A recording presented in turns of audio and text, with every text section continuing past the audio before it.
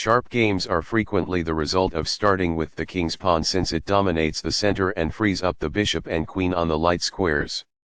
A typical answer is e5, which builds a position in the middle, controls d4, and frees up the queen and bishop on the dark square.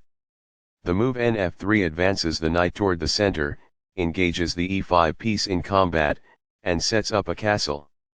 nc6 defends the pawn on e5, advances the knight toward the center, and scans the d4 square.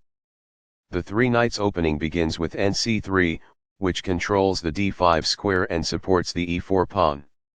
nf6 advances the knight, engages in e4 pawn combat, and holds the d5 square under control. bb5 develops the bishop, attacks the c6 knight and prepares castling. nd4 centralizes the knight and attacks the bishop on b5 and the knight on f3. nxd4 captures black's centralized knight on d4. x4 recaptures the knight and attacks the knight on c3. e5 ignores the attack on the c3 knight and attacks black's f6 knight. dxc3 captures the knight on c3 and attacks the b2 and d2 pawns. x6 recaptures the knight and attacks the g7 pawn. qxf6 captures the pawn and develops the queen.